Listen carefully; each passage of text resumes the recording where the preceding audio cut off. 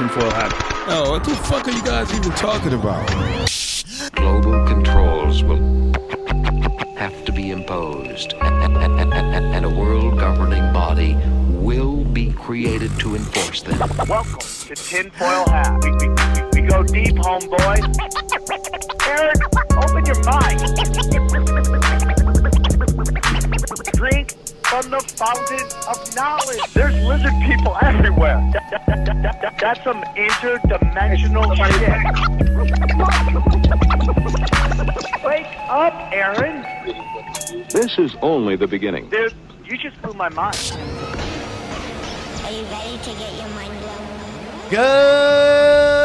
Good morning, Swarm, and welcome to Tinfoil Hat. You know I am. You know I'm here to rock. Bang. That's right. Back in the saddle, coming to the end of the year, doing nothing but bangers, okay? We're banging out bangers. We're banging the bangers so you can bang, okay? And that's what we're all about. Join me, as always, my man, Xavier Guerrero. What's up? Do you know Xavier's doing the Latino morning drive show now where we don't smoke the same? Wake and bake tempranito. Señor, there is a patrón over there on the 515. Yeah, I don't know. What does that mean, actually? What is he talking about? He's I was doing just a saying, morning, wake we up don't- early. Yeah, we do a wake and bake now. It's from 9 to 11, so Yeah. you can wake up and while you're at work. Yeah, a live smoke with us. thing? Alive, yeah. Live. We're live. Check out We Don't Smoke the Same wherever you watch Mexican television, okay? And on the ones and twos, he's leaving town. He's going back to his homeland. So we have one more. I know this is the last show in studio, huh? Please it. welcome everybody's favorite Santa Claus, Jay Nice. Johnny Woodard, how What's are you? happening, brother? Where's my gift, Johnny? It just arrived today, a few minutes ago. I'll have to get it shipped to you, I guess. Okay, or you can just drive it over before you leave.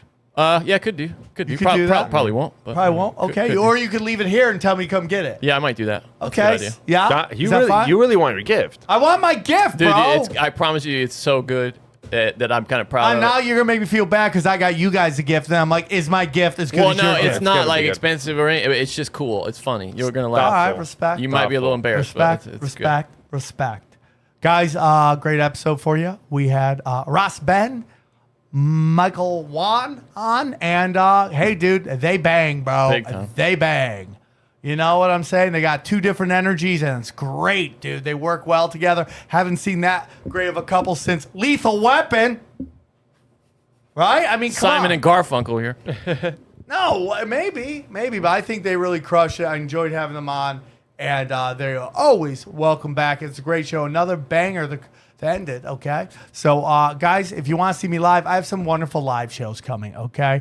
In the new year, guess what? Daddy's going hard in the paint with some mega shows, okay? First one up, San Luis Obispo. I'm there, okay? Grab your tickets now. They're available at samtripoli.com. I'm coming, and I'm dropping the hammer of the gods on you unsuspecting fools, okay? Come get weird, new jokes all the time. Daddy's always talking to himself. Support me, support you, support me. Grab those tickets now because I would love to be coming to San Luis Obispo all the time. So grab your tickets. The following week, I am in Buffalo, New York with my good friend Howie Dewey.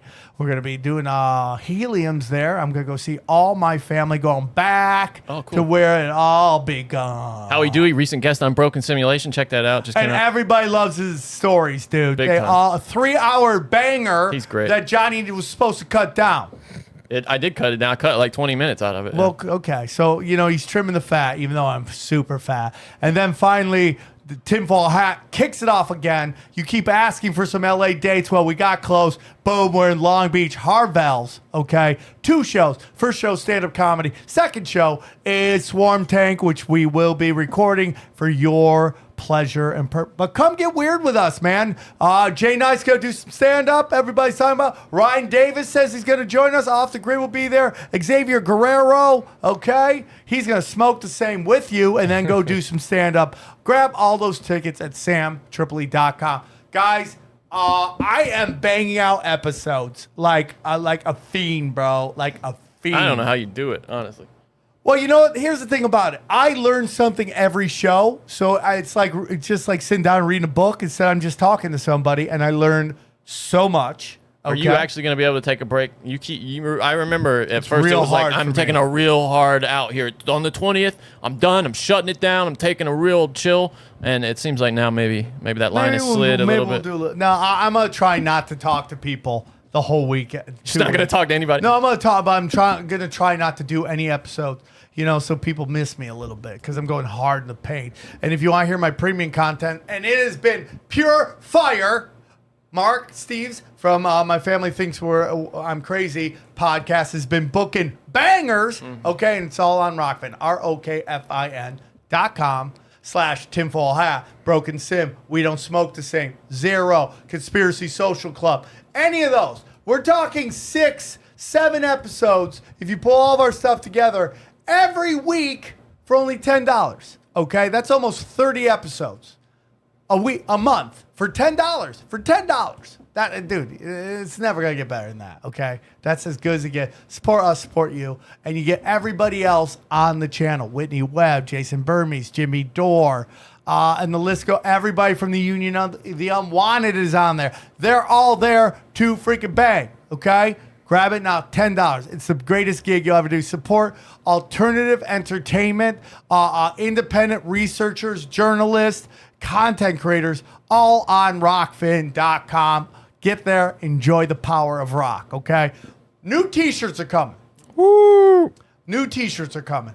So just go to tinfoilhattshirts.com, or you can go to samtribute.com, find the banner, tinfoilhattshirts.com, click that. Take you right to it. I'm going to be adding Conspiracy Social Club banner. So, bam, if you want to get any of those T-shirts as well, just go there, grab the T-shirts, okay? So, I know you guys sent me a lot of artwork.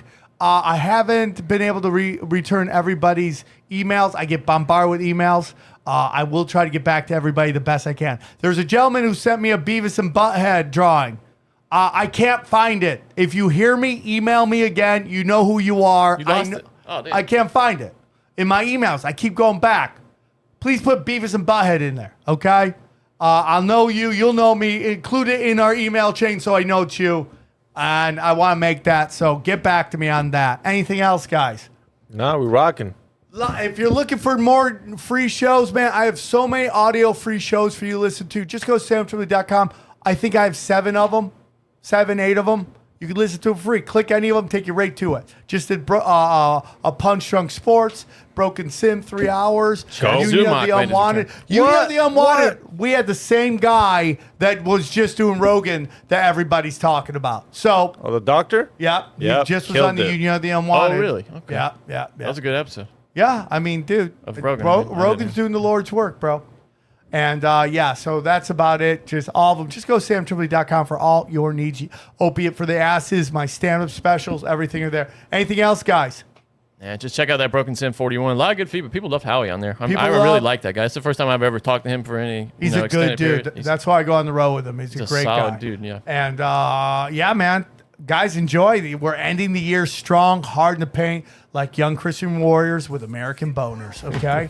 We go deep, homeboy. Aaron, open your mind. Drink from the fountain. All right, guys, let's get into it. Very excited about this this episode. I mean, like we were just talking off air, nothing but heaters lately. Really great episodes, and this one is going to be one of the classics. I can already tell.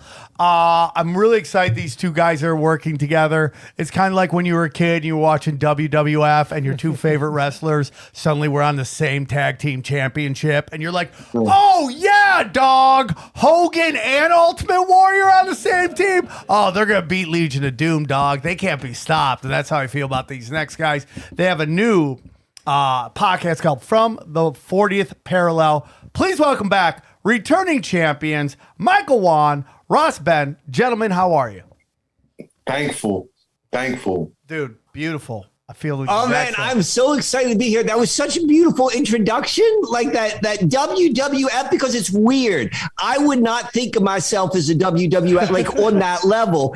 But then when you say it, when you position it that way, like I looked at it from a different perspective and I was like, okay, I can get with that. Yeah. I can definitely look at this as a WWF sort of positioning. So thank you for that. Well, I'm super excited to be here. And Roz, it's always a pleasure to see your face. Yeah, man.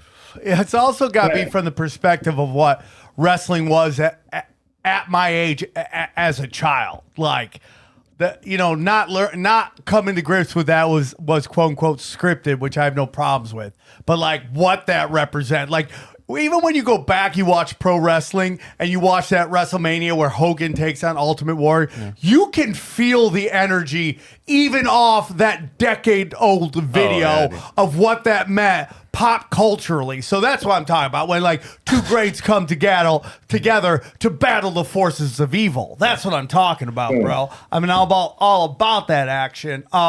So before we get into it, let's for those who aren't familiar with you, you guys have both been on multiple times. Where can they find you guys? And then we'll get into our conversation. Whichever one you want. You first? Well, I got one-stop shop online. That's rospin.com. I do have a YouTube channel, which is rospin188. And that's my spot. Perfect. And the Susquehanna Alchemy, if you just, that is .com will get you some stuff at YouTube and Instagram, but we're probably going to get into this in our conversation. But I'm doing the opposite. I am purposefully and slowly withdrawing my participation on any of the forums or the internet in general. So it's what I'm really hoping to do is more and more stuff face to face and in person. So right now the window's still open. I don't know how much longer it's going to be. No, and I respect that. And I'm actually kind of there too. I think I am too. Disentangling myself from the internet. Mm-hmm. Yep. I understand that too. I love podcasting, but I want to kind of think about how, I'll always do tinfoil hat until the wheels fall off because I think it's important. But I'm also like, I had 2 Instagrams clipped, and I have a guy, Tommy G, who I love to death, is like really trying to push me to go through this guy to get back my Instagrams. But part of me is like, I'm kind of happy. It's like the 2 Instagrams I still kind of have. The Broken Sim, the tinfoil hat. I don't really have any I don't have any way to get on there. And my other ones. And like I used to think about how consumed I was with being on Instagram, dropping dank memes, fighting the fight. And I'm like, all my energy was put into that. It's like I just want to use it for promotion, but that's why I pay people to do that. And I just want to pull out less and less and less and less and just do these simple things and have other people upload them, have other people do that, and just live in the now and not like be living in this early version of the metaverse, which they're shoving down our throats. I do have a problem with censorship. You think this would be considered the early version of metaverse? I think 100% social media is getting you ready for the metaverse, in the sense that now you have a reality that isn't right here tangible. I mean, how many people's life is all based on what is happening on their social media? Even it's like for you, I understand. Like there's people that understand why they're on the phone 24/7, but there's people that work at McDonald's that live on their phone as if like they have business on there. Right. Like as if they're making money on there. I'm like, bro, stop. Like go find something else that makes you money, because if you put that much effort into that, I know why you do it, and I know why you talk about having the breaks,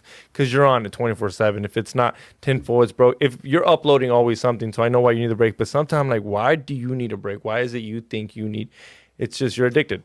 Well, it's yeah, and I feel like I'm really getting siloed into like just talking to the same people all the time. Let's be honest, though, you go to war on Instagram and Twitter. Okay, so here's what happened. And that takes an emotional toll. These guests are here just hearing us yelling at each other. But, for me, it's like I lost live comedy for a while. So I wasn't used to like killing hecklers. So I kind of like went on social media to start kind of just like stealing souls, and then you get so addicted to that. And now I'm kind of like, I'm over it. I'm over it. Now, I like to creep a little bit. I'm a creeper. I do some creeping.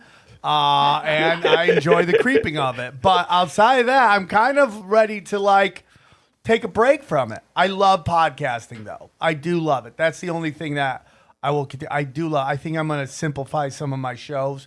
But outside of that, I do love podcasting. Like, there should just be a meme page.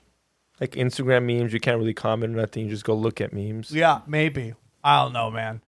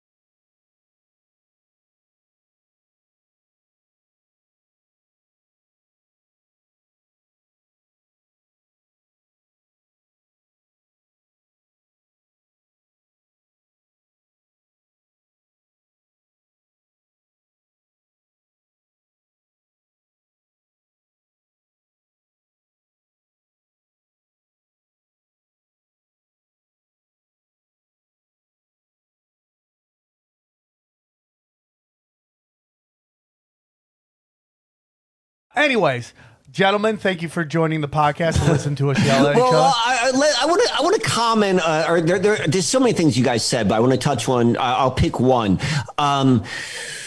You got to realize, like, the comment was said that, you know, do you think that this is the early stage of the metaverse? Are we at the metaverse there? It's like, so it's one continuum. It's one continuum. And so we now have a little bit of hindsight where we can begin to understand like the way it works. And so if we go back, like, you know, I did a video about this a couple of weeks ago, and I did all of these videos from AT&T, which they were talking about the internet, and they made it in 1993. And it's really, really funny to watch right now. But you're like, wow, those guys knew exactly what they were talking about. So we're beginning to see that there is this continuity in terms of like how things are released and introduced, and they've been around for a long time. So like the internet, like there was a period of time where it was a confusing concept. Like they literally had to take CDs and shove them in envelopes and mail them to people's houses, and they're like, shove that in your computer, you're going to be amazed. And that was about 10 years. And if you were in the older part of a generation, so if you were 60 years old or over in 1990, you're like, oh, like, how do I get to the internet? Is it in the mall? Do I got, like, it was beyond your comprehension. You didn't have a point of reference. And the same shit is true with the metaverse. The metaverse is here. This is the metaverse. It's changing just like the internet changed. But right now, what's happening is there is an introduction. Hey, this is what it's going to be. And let me frame it up. Like, it's always going to been there. Like, all of the stuff that made up the internet, like, that's been around for like 10 or 15 years. Like, and AT&T had enough information to accurately predict all of this sort of stuff. So when we see this, like, this Zuckerberg, like, presentation about what the future is to look like there's truths in it, but then there's also like you're stepping into something that's already been there. We are in the metaverse. Yes, it's going to be built, but what it's really talking about by naming it is the nature in which how humanity interacted with technology is changing. They gave it a name. They're telling you the internet was here. It took a while. There was social media that came in like the mid 2000s. And then this kind of brings us to where we are now. There's a line in the sand. And now we're going to go and start to see what the next part's going to look like. And, you know, if you're paying attention, it's not going to be that big of a surprise.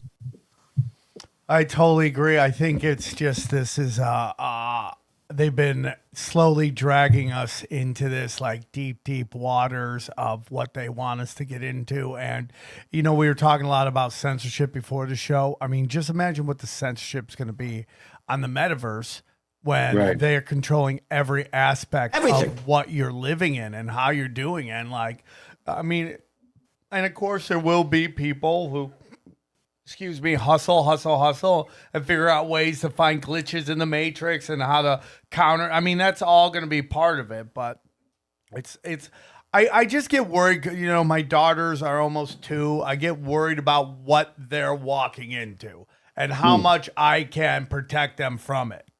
And, you know, it's like, you know, one of my daughters is super analytical and the other one is just a wrecking ball.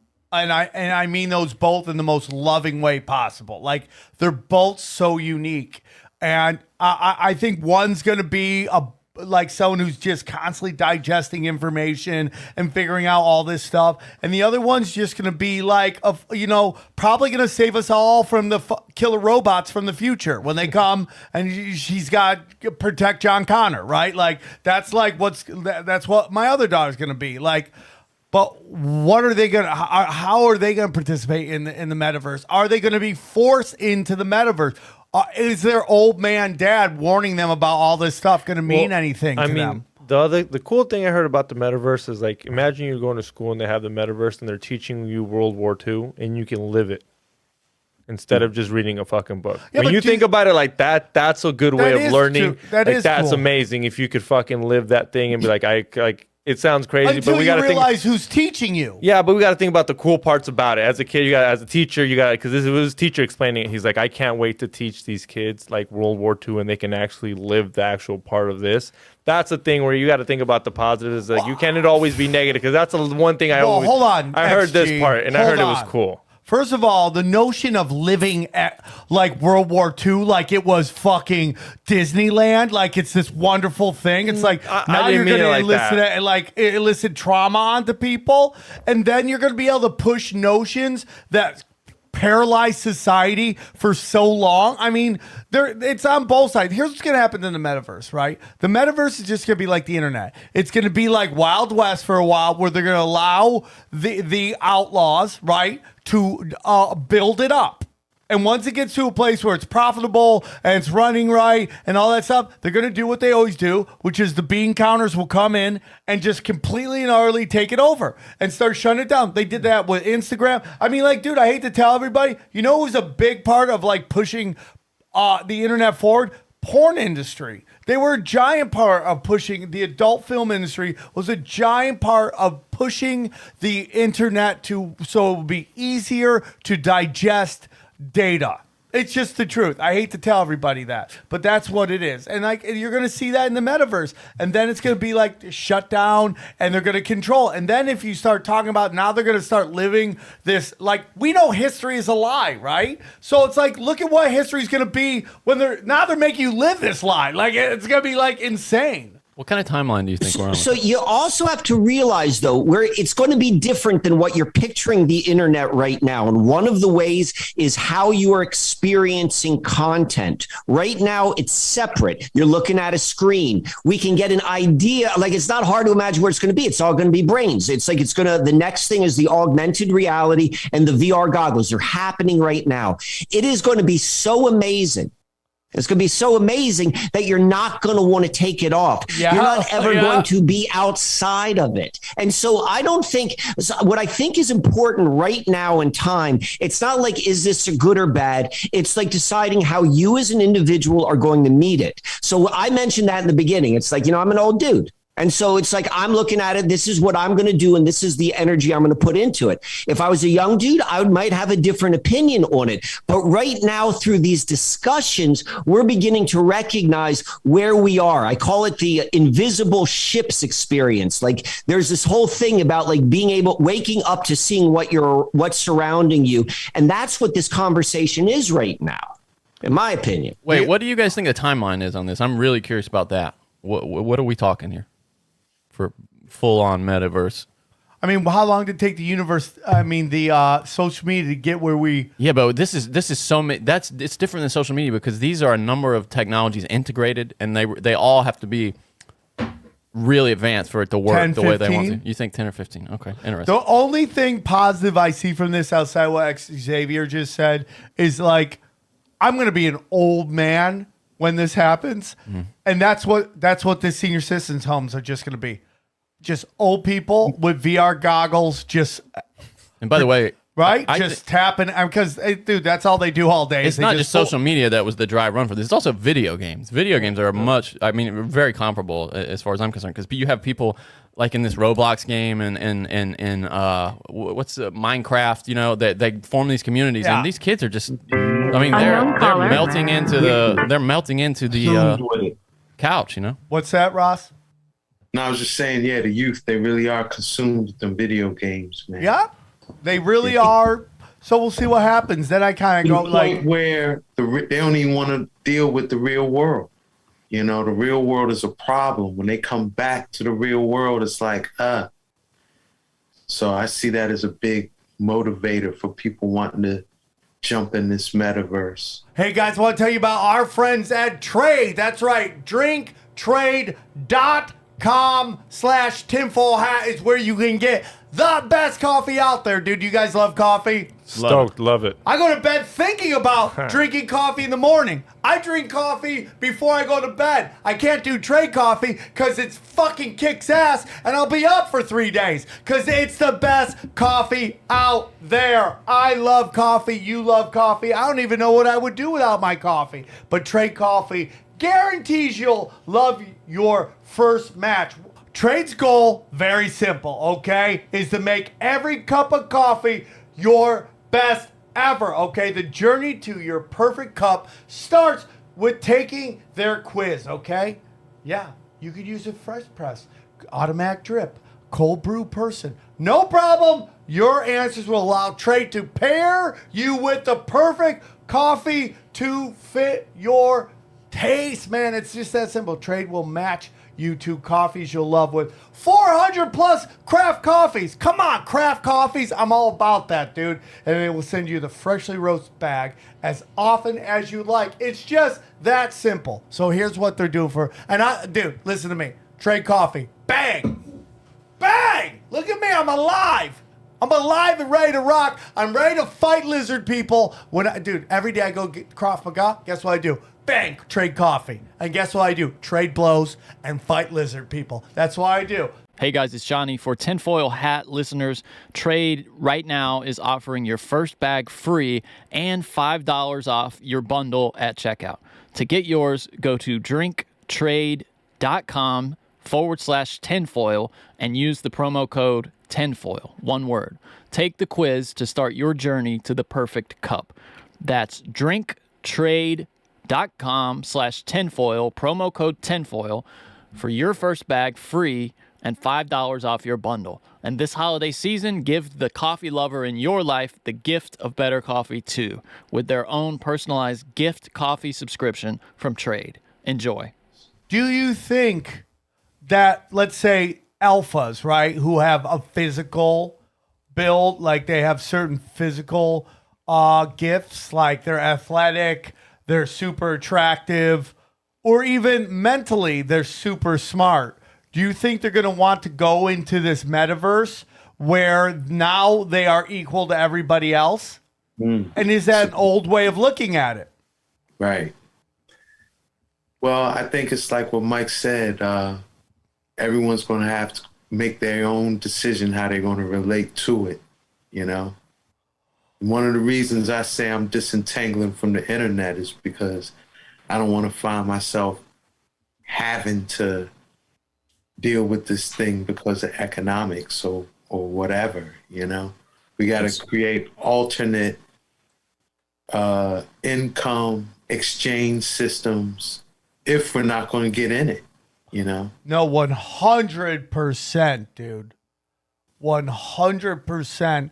We're going to have to figure out a way to survive not in the metaverse in the future. That's the rub in this equation, and where like people need to particularly those who aren't like already all in. Like there's a whole population of folks who are like, what's the question, dude? Like, why are you even asking this? This is the future. This is going to be awesome. And then there's the other extreme where right away that this is not a thing which you want to participate in. I fall in that camp. And it is like me dealing with my own internal integrity that I still work with the internet because I know how bad it is, but yet I'm still on it. I think someone used the word addiction, like the internet truly is the thing that you became addicted the first time you were really part of it. But where I want to go with this, which I think is so interesting, is 10 years ago, there was a story that was put out by the Business Roundtable and by the National Education Alliance or Association. And they were basically saying, we have to create jobs, or we have to train our children, teach our children for jobs we can't even imagine are going to be in the future. And there was this like little bit of time, which has been where like, well, what are they going to do? What are we going to create? How many PowerPoint, all these different things, whereas before it was like learning how to work in teams and so forth. Well, it just so happens that to make like NFTs or to make parts of the of the building blocks of what we're going to eventually call the metaverse, like these are the skills which you learn when you play all of these video games. Like Minecraft has taught an entire generation how to build. So at the same time, we're like, oh, we don't know how we're going to train people. Well, we got an entire generation that's perfectly trained. And to Roz's point, it's like, it is so alluring. Like, it's going to be awesome. It's going to be crack cocaine. But then there's going to be a point like, what will that world eventually look like? And Sam, you said it so beautifully. It's like, well, if I'm going to go and learn my history from this all-encompassed experience, like it's going to go deeper into my psyche than I could ever imagine. Like I can't blank out like I could in grade school. Right. I totally agree with that. The ramifications are crazy, and you're 100% correct. They've been using video games to train people. I mean, the military is like, so when I went and I did a USO very long time ago, or I say mid 2000s. I went and did a USO. That's the scary part. We went right in the middle of it. You said early 2000s. Right That's in the scary part. So I was actually in Afghanistan when the war turned. And the war turned on when this giant prison break happened, and all of these quote unquote Al Qaeda. You're trying to tell dick jokes? Dude, it's so funny because they didn't want you to be dirty, and then you meet with these guys, and they're just like, yeah, they're college kids. They wanted dick jokes. But so we were stuck. We were stuck there. There was a real panic in the air. And it was kind of crazy. But the reason I tell the story is because our tour guide told us something. He was the guy who was taking us around. And, and listen, dude, I was a crazy guy. They're like, oh, dude, you want to be nuts? You should get into the chaser van, dude. Because what would happen, you would have a lead car, then you'd have the cargo, whoever they're trying to get there, and then you would have a chaser car. And the chaser car's job was to deal with anybody who might become the fuck with the middle one. And all these soldiers like, dude, man, you got to ride with us in the chaser car. And I'm like, dude, let me ride a chaser car. And the guy's like, you're not riding in this isn't a video game, you idiot. This is real life, bro. And they would show us cars that got hit with IEDs or like all these things. But the reason I tell a story is because the tour guy was telling me that. So like I think in like World War I, right? They did a study and they found that U.S. troops could not pull the trigger and shoot the enemy. They just could not. They have empathy. They didn't want to kill. They're like, how can we teach these soldiers to shoot a gun? And they decided that's when you started seeing gun violence. In movies, you start seeing people pulling the gun, shooting everybody, and it became monkey see, monkey do. And that's exactly what they did. Fast forward, okay? So I'm driving back from Vegas. I've seen so many dead bodies in movies, right? All over the place. I'm driving back from Vegas. There is a car crash like I've never seen before. And I get out to see if everybody's okay. This car had flipped, a woman had fallen out, and the car fell on her head. And a guy ran up, he was going to undo it and try to get her out. And I go, dude, you might cause more problems and harm to everybody around her, because the girl was like, Mom, are you okay? And I'm like, oh. But you know what I noticed? I was not affected by a dead body. I had never seen a dead body at that moment in terms of like a violent death. And I was not at all affected. I've been to funerals, obviously, saying goodbye to grandparents. Would you want to really be affected though? Like, I'd be like, oh my God, life is lost, instead of like fucking leading a crime scene. You were more surprised that there wasn't like dramatic music playing in the background. Right. I mean, like, I was so trained to see a dead body that it didn't physically affect me. Well, dude, imagine how it's going to be, fast forward a little more, 10 years from now, when it's a robot avatar on the field, and it's just a guy with a clicker, in a warehouse in Arizona in the desert, just shooting people. I mean, they're gonna have no problems with that. Well, Mass that goes back to sex. All these kids are watching all this insane porn, and they finally get some pussy, and they're like, "This is it." No, but I mean, like, the expectations of girls something too early, dude. Oh yeah. Like, this is the timeline we're on, dude. This is it, man. And it's just like, I think it's like, but I also think people are starting to understand that the internet needs to be done in smaller and smaller parts. Not everybody. Obviously, there's some people. I mean, you look at China, you look at Korea, you look at Japan. They're having a population problem. Nobody's having sex over there. Because they're all just either, just stuck into the internet. You know what China's TikTok is? Instead of like blue people telling you about what their pronouns are, literal science shit, engineering shit. Their TikToks are teaching these kids to be fucking smart, instead of like blue-haired people telling you like, hey, these are my pronouns and here's this challenge and there's this other TikTok challenge out there. I guess in China, all the TikTok is straight just intellectual shit to get the kids to fucking start thinking, making the country better, ready to fucking take over. Right, but I mean, like, I agree with what you're saying. I've been to China.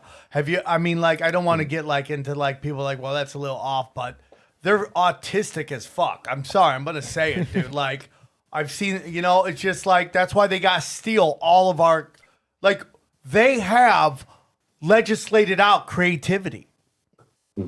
They've created robots over there.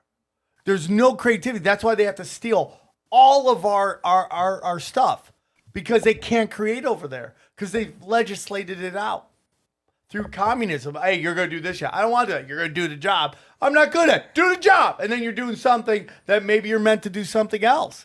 And they legislate it out. That is the one thing, like, communism and these elites. Someone brought it up before. Oh, Cliff High was talking about. They want to legislate out, poverty, which sounds like a great idea, dude. Nobody's gonna be poor. Yeah, it's great. You know what being poor does? Motivates you to get your ass up and do something to change your life, which is where a lot of creativity comes from. So much creativity comes from just trying to get out of your social economic situation. When you legislate it out, there's no drive. So that's fine. We've gone on a long rant. I want to get into the 40th parallel. Well, I think now this is a good setup, because we've been talking a lot about the internet bad and stuff like that. So, and we want to kind of change the flavor, change the way this feels. And I think that what would be an interesting way is, I want to introduce an idea to you right now, and it is the podcast that Roz and I are doing from the 40th parallel. And we started doing it probably in about spring this past year, but I want this to be the setup for before we get into it. One of the pieces of feedback which I have received since doing this, and I've received this from many, many different people, is people listen to what Roz and I are talking about on this podcast, and then they have used that as inspiration to then go out into their literal backyard, like the town they live in, the city they live in, and begin to look at it like feet on the street, both literally and metaphorically, in a new way. And so to me, like, you know, right now there's still like a lot of things which we're not fully in the full in metaverse in which all of the censorship has taken place. So we still got a little bit of freedom right now. And so for now, I want to go and maybe talk a little bit about some of those things, if we can do that. 100% all about that action. All right. I thought you might be. Roswell, you haven't said much, so let me hand it over to you. And like, what would you go and how would you kind of describe like what it is that we're doing? Well, we the mystics of the 40th parallel, you know, where I guess your path, your life path led you to the realization that, man, there's something about this 40th parallel, particularly here by the Susquehanna River in Lancaster. And my couple of decades here living in Philly, it's like, man, this place right here, there's something very mystical about it. You know, the history, the 400 years of history here on the 40th parallel, in this place that was kind of born to be a manipulation of timelines, you know? Yeah. It's like we were both doing this parallel research and bringing it together, you know, you sharing what you've been exploring as well as myself. Yeah, man, it's the revelations that has come out, I think, is very profound, you know? Yeah, so let me throw this in before you jump in, Sam. Is I started doing this like research, like this.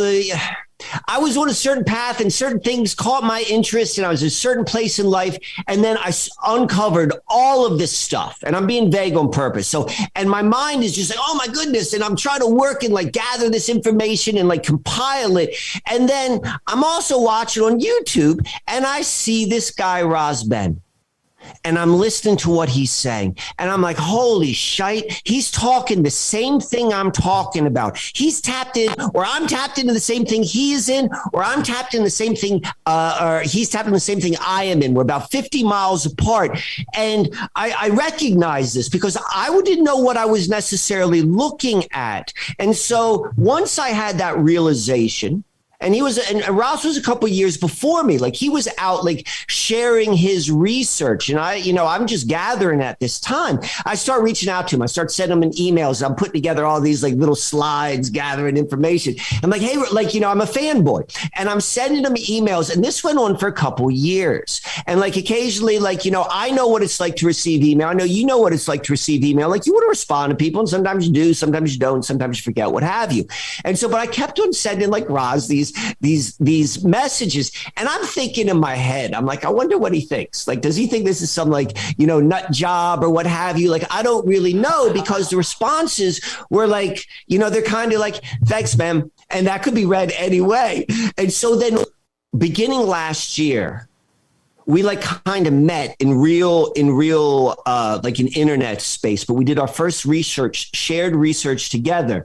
And then I went out and I visited where his research takes place on the 40th parallel. And what it is we do is we look at our history and our geology, and we see it from a bigger picture, and we share this research. And what I indicated earlier about in terms of the inspiration, we're seeing people listening to it. And yeah, I think they're really interested in the stuff which we're talking about in Philadelphia and Lancaster, which is my backyard, but even more so, people are like going out and looking at their backyard, and they're looking at their geology, and they're looking at their history, and they're looking at their Masonic temple, and they're looking at their like public artworks, and they're looking at their native peoples who lived in the area. And this whole other picture is coming into play.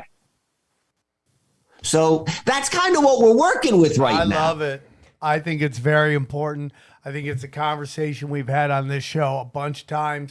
People mistake heritage for culture. I mean, culture for heritage, and they think that is their history, and it is not. Most of your culture is manufactured in a think tank and forced upon you by conformists and opportunists. And the real truth is like there's a history out there and you have to go find it. And they've hidden it over and over again. They've made it so many layers of this rotten onion to get to the core of what you're trying to find. And that truly is the power. And again, going back to stuff that, that Xavier was saying, it's just like, it makes me very nervous because history is going to be, when you are experiencing something they're telling you is history, you're not going to be able to differentiate whether it's true or not. And where are they going to get that other information? So I love this, man. There's so much. And I will say this to tie it in with what you all were discussing earlier about the metaverse. All those technologies was birthed here in Philadelphia. Electricity, the computer, all them things was birthed right here and grown on the Susquehanna, so that's not an accident. There's a reason for that. Philadelphia was actually born for that, to put us on this electrified, computerized, Promethean timeline, So we both kind of saw how this is embedded in our landscape. Like, there's really, I guess, for lack of a better word, there's levels of magic being worked here. And for that magic to work, they have to tell you what they're doing.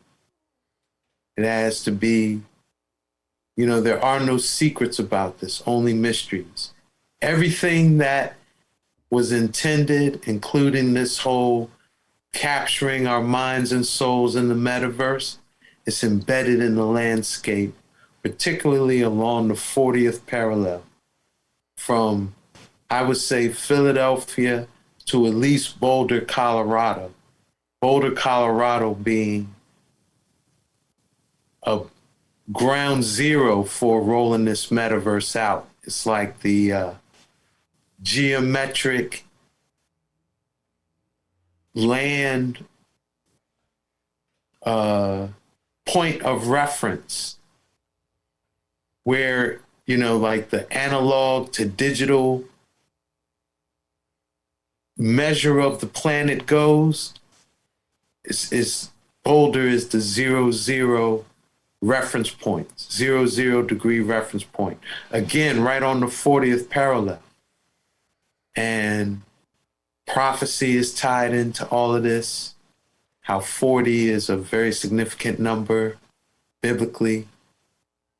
And yeah, man, it's, and the thing is, these mysteries of the 40th parallel, they're great mysteries. Meaning, if you can decipher and decode these mysteries, other things that appear mysterious, yeah, man, it's like it falls into place. Yeah, you have the key to know really what it is, and it's a mystery no more. So I want to ask you something, Ross. I'm going to mention two other cities on the foot, like right on, like 40 degrees exact, two cities that are on it outside of the United States. I'm curious what you think about them historically or significantly, what have you. One being Madrid, Spain, the other being Beijing, China. Damn. Well, I have to study more on Beijing. I'm not familiar, I don't have. Madrid's in your wheelhouse. Yeah, definitely. I mean, Gibraltar and that Iberian Peninsula is the root of so many of these mysteries.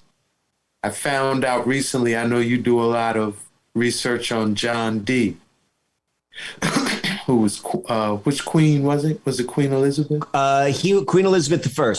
Right. Queen Elizabeth, like court mystic, right? Court alchemist.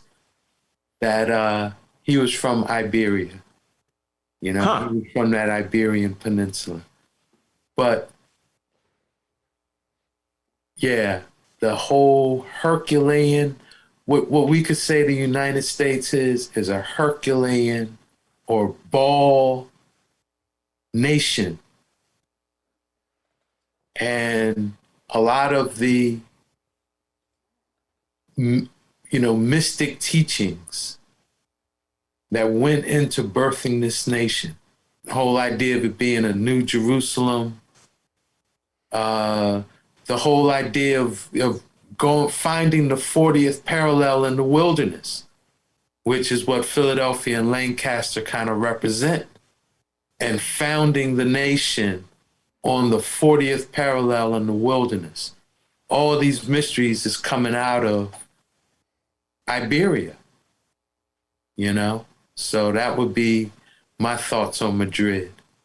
Because Madrid is right in the Iberian Peninsula and was a prominent city at that particular time in our history. Exactly. Iberia is a city or a region or? It's a region. It's basically Spain and Portugal. Damn. That Iberian Peninsula, who controlled that? Controlled the Straits of Gibraltar, which was, any commerce, any ships coming in or out of the Mediterranean world into the Atlantic, they had to pass through whoever was in control of Iberia. Sounds real interesting, dude. And, this goes back to Columbus. It's not coincidence that the expulsion of the Moors out of Spain corresponded the same year Columbus got over to the Americas. It's all tied in with what we consider the early colonies of the Americas. That's something I've been really getting into lately. It's like, how early did the Moors get here? Obviously we had, slaves coming in slave boats. And, that's a dark part of our history. But man, we also have this like powerful group of people, Moors, that were like explorers and conquerors. And how early did they get here? And how long were they here for? And, we give Christopher Columbus, which is like slowly but surely untangling that legacy that people are like, okay, that's not really the story. That's not real. That's why you're seeing kind of a shift from Columbus Day to, Indigenous Day. And I'm Italian. I would rather celebrate Joe DiMaggio than celebrate Columbus, right? Personally, because I don't think that's the real history. And we've been told a lot of different things. And I think that our history is a lot more interesting. And I do believe that, we have these ley lines and what they represent and how come there's so many interesting things at interesting points on this grid. Well, Hernan Cortez, when he came into against the Aztecs were waiting for their god. It was a coincidence he landed on that year. That's why they let him in like a prince. They were like, oh, look, what a coincidence. On our year, Quetzalcoatl's supposed to come in. Here comes these guys on boats that ride horses. They have to be gods. They let him in, and this guy straight fucking let him into it, and then jacked them, kidnapped the prince, told them, you guys got to do this, and then all of a sudden they start dying from chickenpox. But it was a coincidence. If not, you really think that one ship can take this whole empire that built these pyramids? It was all... And they probably didn't even build the pyramids. Yeah. There's stories before that on who knows what ancient civilizations were way before, and we just... I always say it's like the bears in Michigan that move into houses. They're like, this is my cave. You're like, you didn't build it. Oh, it's my cave, But, the bear thinks that's its cave, man. But obviously someone was there before and abandoned it. But the 40th parallel is very interesting. Are there any other remarkable cities on that parallel or interesting stuff across our Earth. That would be Well, I very know interesting. Columbus, Ohio is on the 40th. There are several significant cities on the 40th parallel. The ones that I would say, the ones I pay the most attention to are Philadelphia, Columbus, Ohio, and Boulder. There are others around the world. I haven't put that much attention to them, but I think that is a Wikipedia entry. Cities on the 40th parallel, and it's a pretty long list. So this, I've always thought this was kind of interesting. What I noticed is so if you follow the 40th parallel, I'm a map guy. I got maps all over the place. I like to study maps. And so if you follow if you have a map of the United States and you follow the 40th parallel across the continental United States, let's say it goes through, I don't know, 15 states, maybe beginning with New Jersey and then Pennsylvania and then going, every state it goes through, the state capital of that state is within 10 miles. More than half of them are right on that line. And then the other ones are a little bit above the line, a little bit below the line. I found, and state capitals are interesting because in most states, the state capital is not really much of a primary city of a state. Albany, New York does not compete, against New York City, right. Harrisburg, Pennsylvania. So it's state capitals are something else. State capitals are a symbol of a different type of energy. Yes. I do think that's so interesting. Albany is on this. Parallel. Well, no, Albany's not on. I just use that as an example. Albany's way up. That's probably, if I were to guess, 42nd parallel. If we want to get into parallel statistics. Since you made that up, is there different parallels that mean something else? Because which one is the Bermuda Triangle on? Is that different? Do they all have significant meanings, different parallels? I think that's in the 20s. I'm not sure exactly what. The specific degree. Yeah. Yeah, but it would be in the 20s. You're getting in those, the tropics by the time you're at the bottom of Florida. So just to get us all on the same page, because I never thought about parallels until I bumped up against this in the research, and then I became kind of familiar. So a parallel is an east-west line, and the equator, if you can imagine the equator in your mind, whether you want to imagine the Earth is like a flat tray, or if you want to imagine the Earth as a globe or something else, whatever the equator is in your world, that is 0 degree. That's a parallel, and it's 0 degrees. And then the numbers go up to the North Pole and the numbers go down to the South Pole, and the lines are parallel to the equator. The 40 and I'm sorry. I was just going to mention that northernmost point is 90 degrees. Yes, 90 degrees north and 90 degrees south. So, we're getting in geometry right now. What I will say, so there are two things which I've noticed which has jumped out as it relates to parallels as numbers, because a parallel is just an idea. It's a number, but it really also indicates an angle, particularly if you think of the Earth as a globe.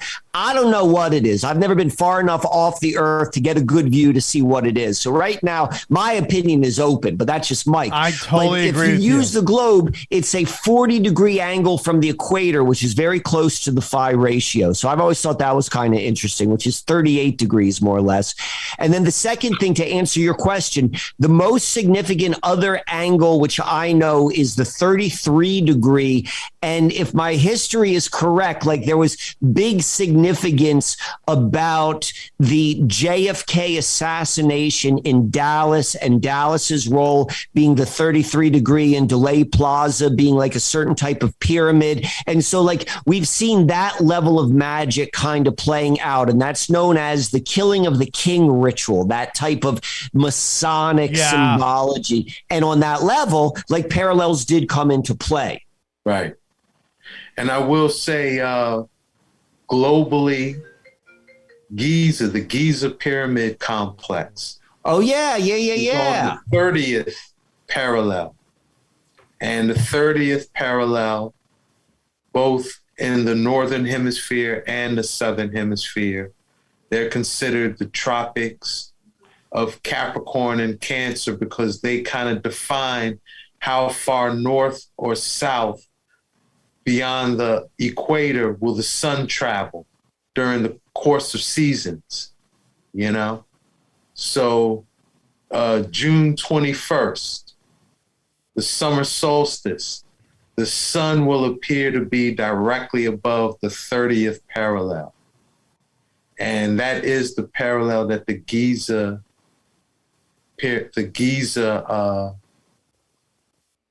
pyramid complex is on. So that's another frame of reference. But for whatever reason, the 40th parallel seems to have significant importance in prophecy. There's so many prophecies that seem to point to land or significance of the 40th parallel. And that's kind of, it might be connected with Madrid. And that, again, a lot of because what I'll say is the idea that Columbus was the first to sail over here is ridiculous, you know? Yeah. The Moors, the Carthage, quote, well, I won't call them Moors, more so than Carthaginians and Phoenicians. They've been in the Americas since, Solomonic times at least. Yes, for sure. That would be about roughly 1000 BC, so that's 3,000 years, right? So I think that's one of the biggest false histories we have to reprogram our way of thinking, It is interesting that they do that they just change.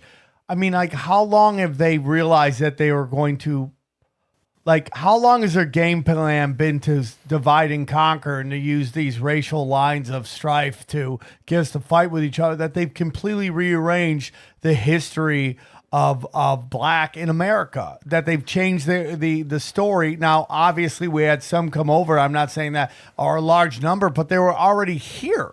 They were already here. Well, it's a part of the timeline manipulation. Yeah.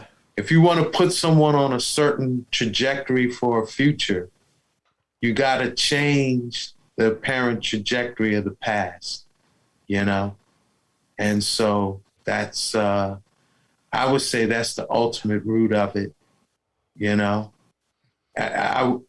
this time, in 2021, early 1900s, it might have been to, maintain neo-colonialism. 1800s might have been to maintain colonialism, justify it. You got to dehumanize someone and erase their history to, justify abusing them or exploiting them. I totally agree. Yeah, so, but yeah, the Americas and the quote unquote old world, there's been exchange of information and culture going both ways. I would say really antediluvian times. And the mysteries of all of that are still embedded in the 40th parallel. I have a list of world-class cities that are on the 40th parallel. We're talking northern latitude, right? Right now it's Kansas City, Missouri. Now this is an interesting one. It says New York, New York. Yeah, New York's on the 40th parallel. It says Philadelphia is on the lower cusp of it.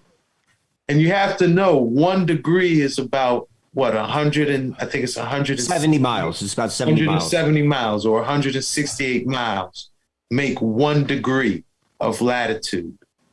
So Philadelphia is on the lower cusp of the 40th parallel. New York City is on the upper cusp of the 40th parallel. That's very interesting because so much has come out of New York City and what New York City represents culturally, historically. I'm sure Freemasons and all that stuff that goes on there, the architecture, the energy, the occult rituals that happen through New York City. I mean, Philadelphia's giant. New York City's right there with like it's how it vibrates through all of culture and humanity. That's right. That's right. Philadelphia, Reno is on there. Beijing is very big. The China's capital. That's huge. Madrid, Naples, which is one of the most important cities in Italy, Greece. I mean, like major empires are all on this 40th parallel. America, Italy, which is Rome, Greece is the Greeks. I mean, they're all on this parallel. I mean, it's very interesting. What city in Greece is on the 40th? According to this document, good luck on me saying it correctly, but Thessaloniki, okay, Thessalonica. or that one. Could be That sounds either way. right. I'm guessing Right. it sounds like what you're saying. Yeah, That would be like Thessalonica. the church at Thessalonia, from the Bible, Thessalonians. Sure. Sure. I don't know that, but that's fine. But yeah, man, I mean, like it's the second largest city in Greece. It's just, I mean, it's kind of crazy. And so, would like to build on what Mike was saying earlier too. Beyond just exploring the archetype symbolism, architecture we're finding along the 40th parallel, we're doing it in a way to inspire others to decode the cities that they live in as well. Because these cities seem to be acts of magic. Whereas, all right, because we know everything is mind, everything is mental as far as creation, right? Y'all It begins. aware of that, It begins over Yes. here. right? Like the seven, I think they call them the 7 hermetic laws, Yeah. 7 laws of creation, like the laws of the matrix, If you know these laws, you can work the matrix. So one of the most important laws is that everything is mental. How that plays out in practical terms, if I want to manipulate you in alignment with omniversal law, I got to tell you what I'm doing. Yes. Okay. That's huge. But now, I got you, like your free will, you got to do this thing in free will.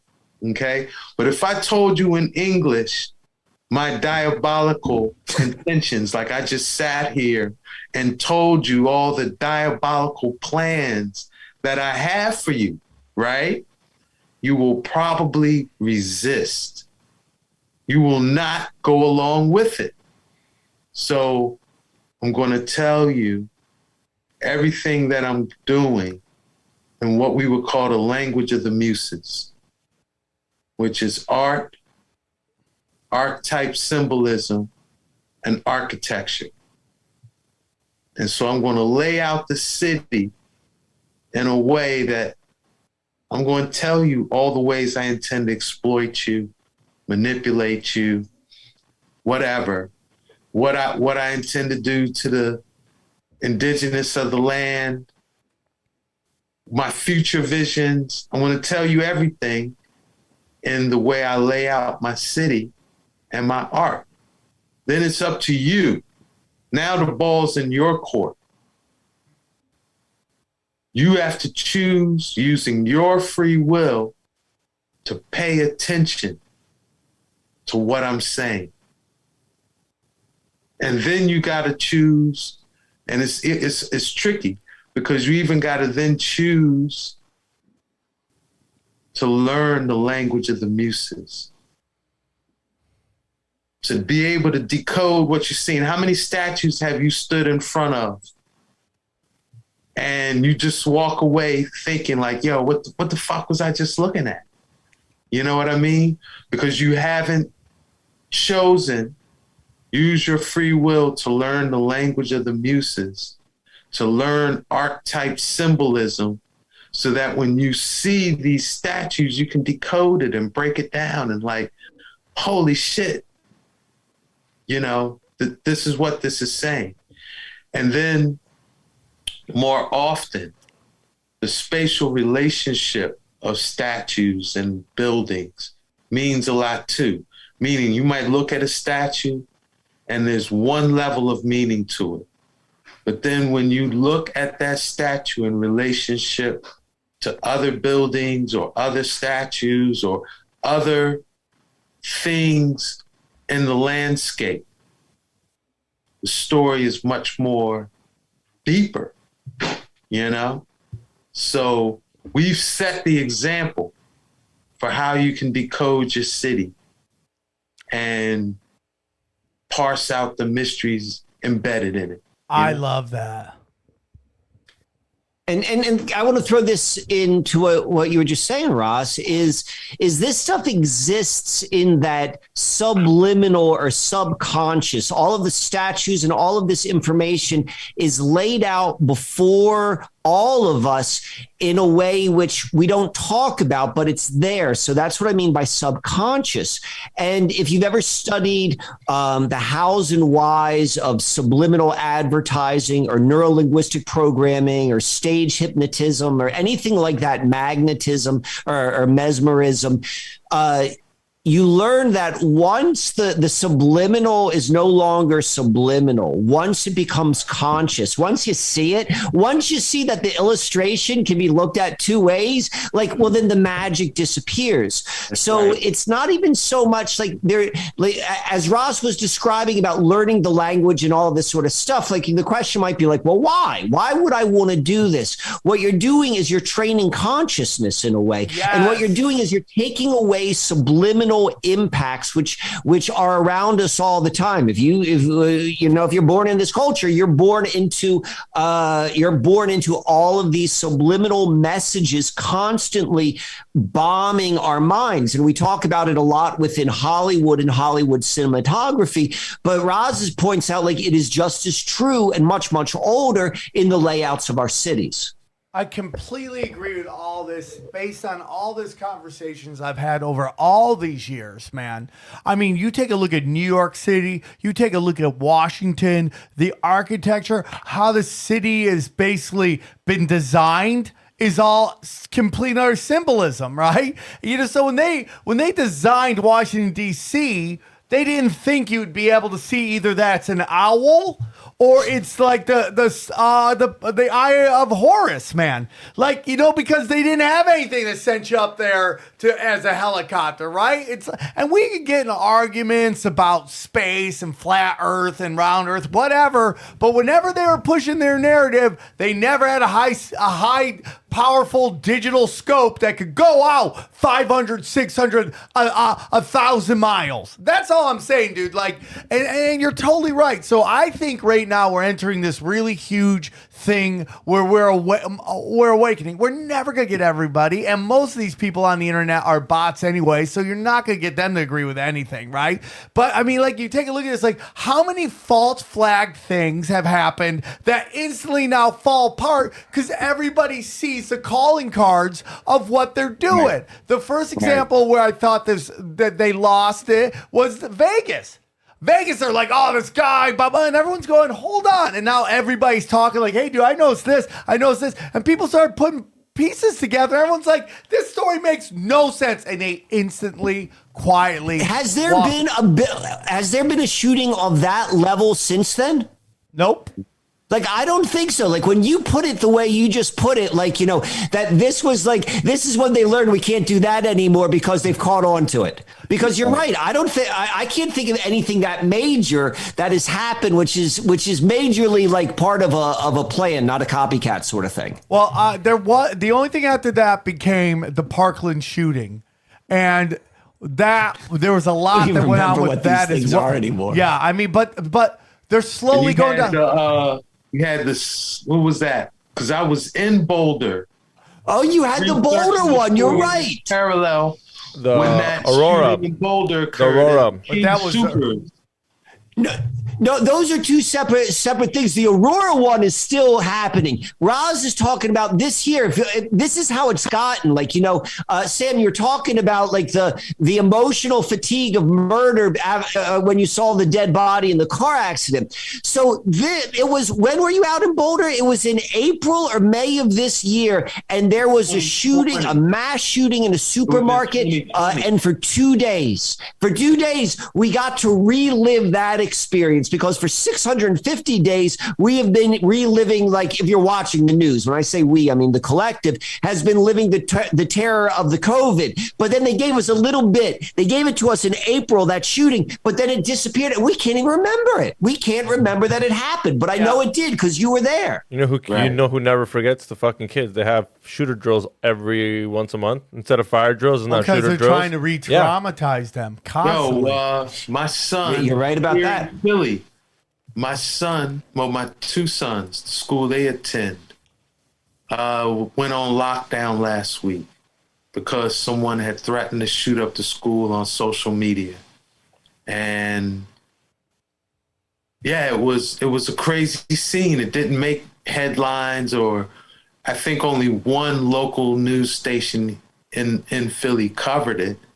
But yeah, man, that thing shook up that school community. That person should be expelled. My son, They will do that. But the whole point is this, man. We've had these things happen over, like the Rittenhouse thing. They tried to key that thing up, and all the players came out. And it just got no traction because people see the same game plan over and over again. The kidnapping of the governor of Michigan, and then it comes out like 15 were involved, 13 were feds.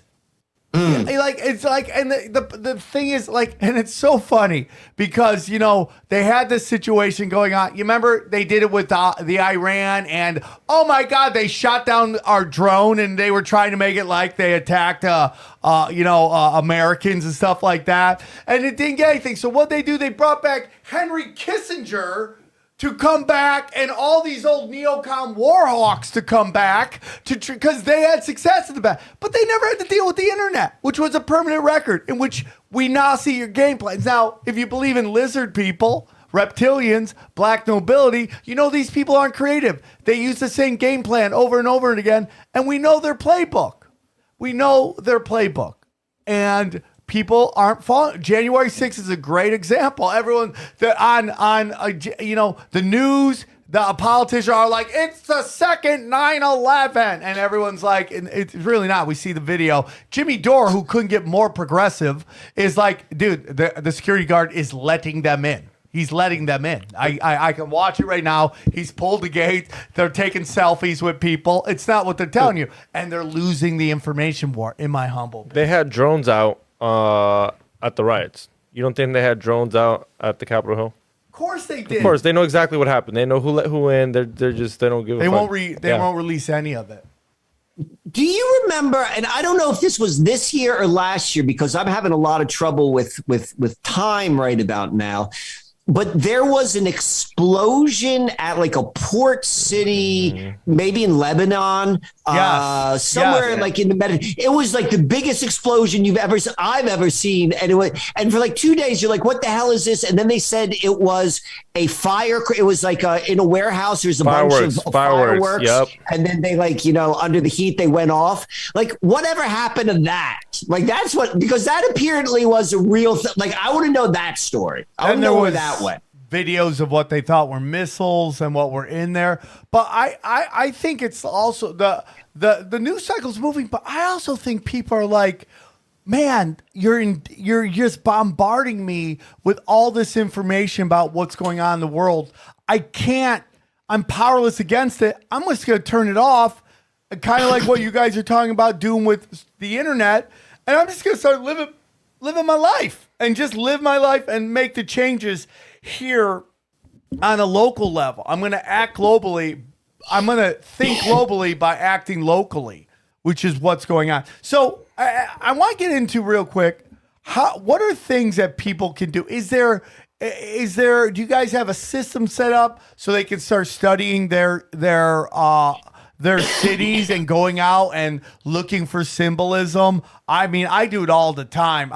We just had a guy on who does gematria, and like he just like everything's numbers to him. And I go, you got to watch yourself because you could fall deep into the abyss on that where everything's a number. But, I look for symbolism all the time in what I do. And I have to catch myself not to fall too much into, oh, this means that and that means that.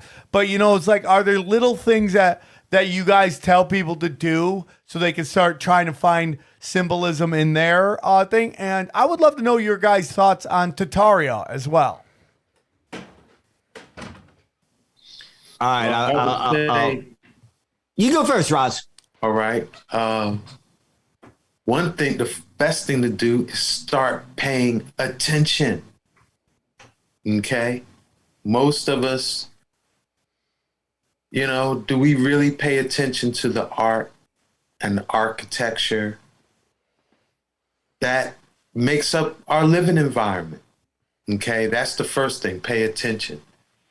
And I would say photograph your artwork in your area, and that way you can load it to your computer, zoom in on it, really be able to study it more in depth than you might be able to just, particularly if it's like an impediment or something, like near the top of a building where you can't see the detail. So I will throw in I won't say a shameless plug, but Great Mystery Philadelphia and Free Your Mound and Your Mind Will Follow. Those are two books where, we drop the keys in there. Tataria, real quick, I think it's historical rewrite. I'm not to say that there wasn't a nation or a kingdom called Tataria in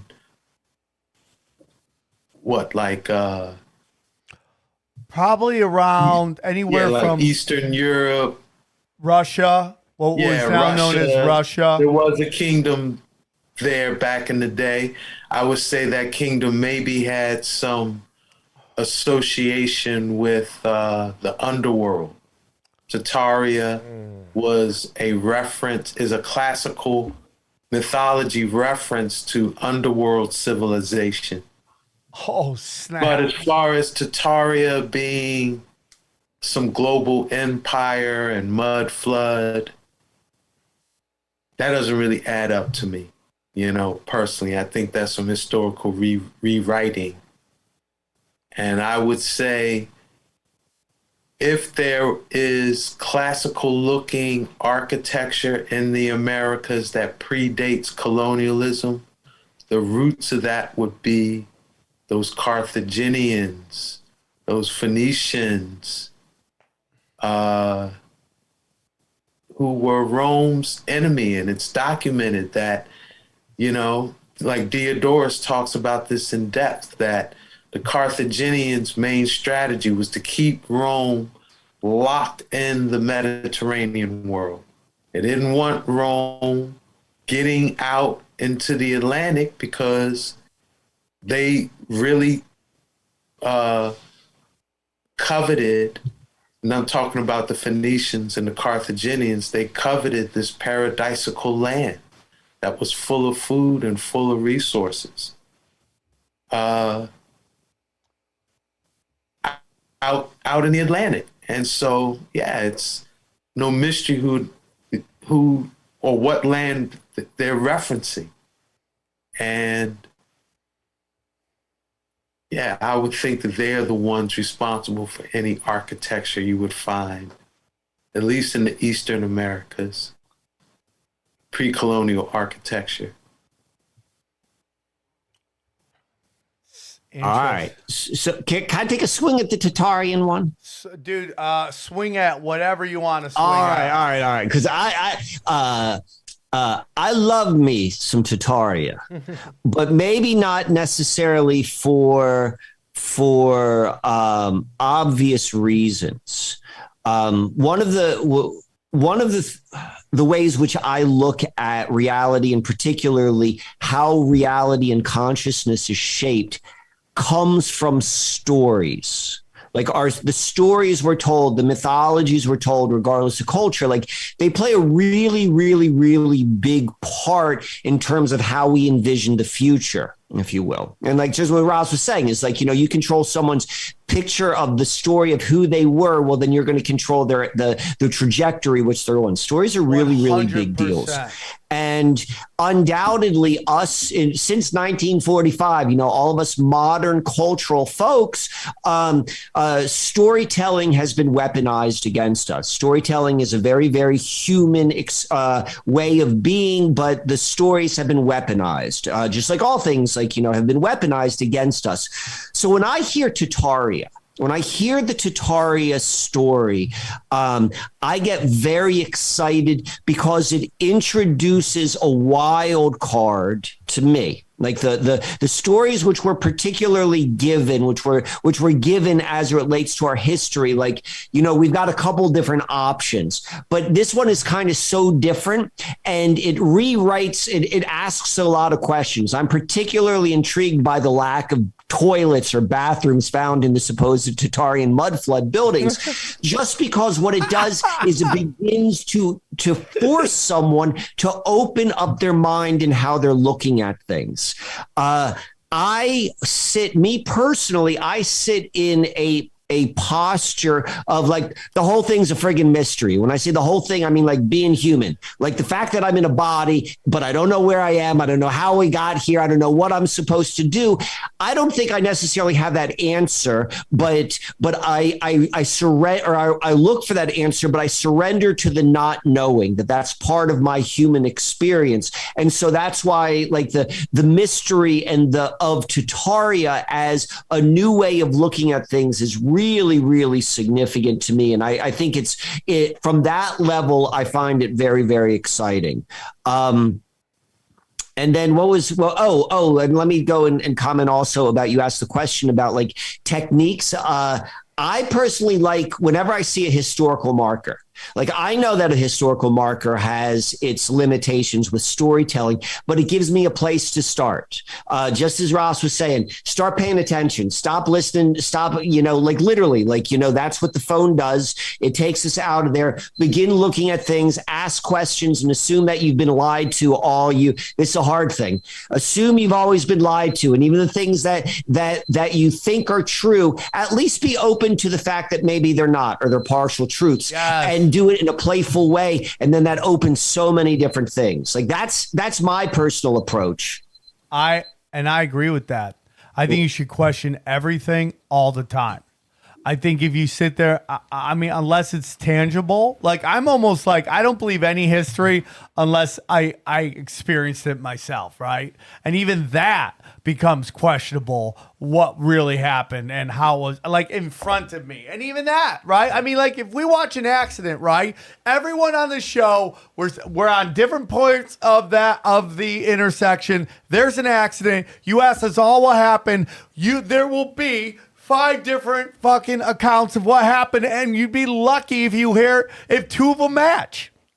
And even if you get an actual footage, that's just what that footage got. Yeah, that's a great dude. I'm telling you, it's almost down to there are a million realities, and each one of us live a different reality. When I was in San Diego, and I was walking, and San Diego doesn't like to tell you what streets there are. They just don't like street signs.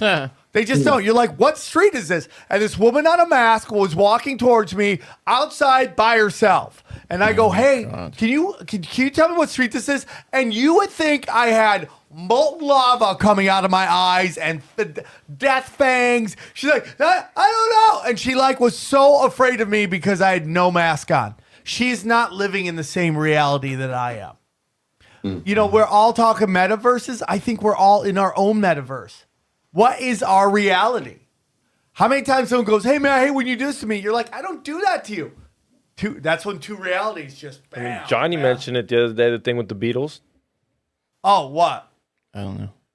How they all thought they all hated each other Oh, or yeah, whatever. yeah. And it's just, it's the same thing. It's all perspective on how you think people are looking at each other. There's no reality. And it's just like, so going back to what you're saying is you question everything. And there is symbolism in there, dude. There's so much I mean, you want to see symbolism? Go to San Francisco. Look at the symbolism there. I mean, there's so much. I mean, the first time we did a tinfoil hat out there, we just did a walk around. We're like, holy, look at that. That's Freemason. That's Freemason. What is that? That's a Rothschild's emblem. That's all that stuff. And then, it just doesn't have to be. So, whatever Tataria was, and I don't know what it is, I love the conversation. I love it. Sorry, but I just want to say with what you're talking about, you have to be careful because that feels like a slippery slope, right, to moral relativism where there's no right or wrong. It's just you decide what's right for you, and I decide what's wrong for me. Well, I mean, so if we get into what is sin, right? You have these organized religions. Then I just think that's a dangerous path to because it means that maybe there's no objective truth in the end, and that's kind of scary for me because it opens the door for people to justify wrongdoing. Do you know what I'm saying? Yeah, but I don't. Okay. Do you want to say something, Michael? Well, I was going to say, I agree with you. It is a slippery slope. And when you begin to become have a greater degree of awareness and resolution into your inner world, your consciousness, it becomes much more about nuance because it's not as simple as on and off. And and that requires a lot of it requires maybe, I don't know if I want to say the word discipline, but I just want to acknowledge, you're right, it's a slippery slope. But if you know what and that requires to have a greater awareness of what you're doing and why you're doing that. And so I'm kind of I'm being very thoughtful for the words I want to use, but once you come to a realization of what's going on, well, then a lot of things which you did not think were in question, now you have to approach with a greater degree of sensitivity. And that's a truth that comes with a responsibility that comes with having greater awareness. I completely agree. And I think, Johnny, when it comes to to me, there's all these different things, what is sin? What, it's all these organized religions have told you, oh, you do this, God gets mad, and which, that could be whatever. But I think it seems to be there's really one scene is sin is that it's did you bring pain and suffering to other people? Yeah, but even that can be justified by these lizard people because they can say that we're doing this for the greater good. But that gets rejected. We're seeing it right now. But if it's enough for them to justify it within their own sort of moral framework, if we believe that all moral frameworks are relative. But then we're going into us seeing it and questioning what they're doing. Do you understand what I'm saying? Maybe this becomes a vicious circle and we can argue that all the time. But I think interpretation of stuff, I don't know, maybe I'm wrong. I would like to hear what Ross has to say as it relates to universal law and how what we're talking about is approached from that level of controlling reality, because I think this brings in a lot of insight, Johnny. Please. Well, I think the laws of cause and effect would say that if someone was operating, like you say, out of a relative moralism, that wasn't aligned with omniversal morality, right? They will have the lesson at some point, this incarnation or next, that would teach them, that relative moral idea you had, that shit was wrong because now you're on the other side of it.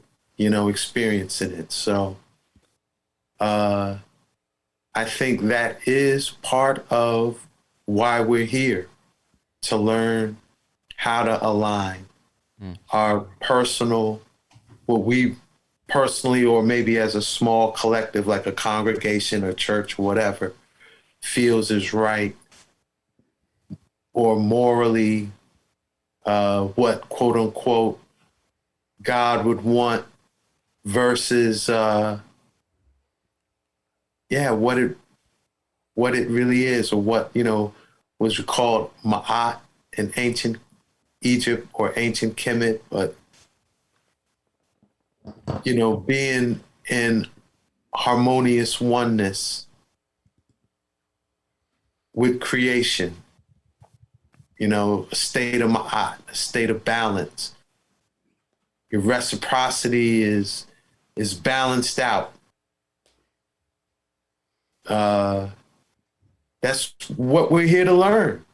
Who really knows? It's time. That's one thing. Time will tell. So one of the things which I have found so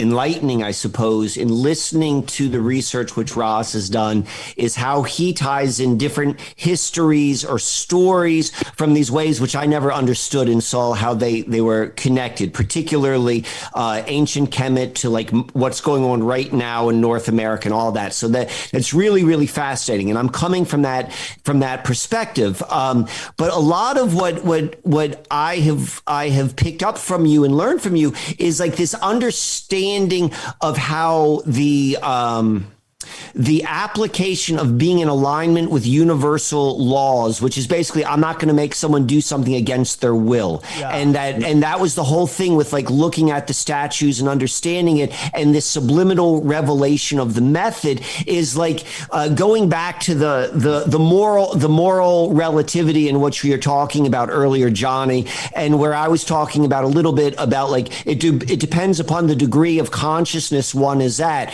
because it's become subtle.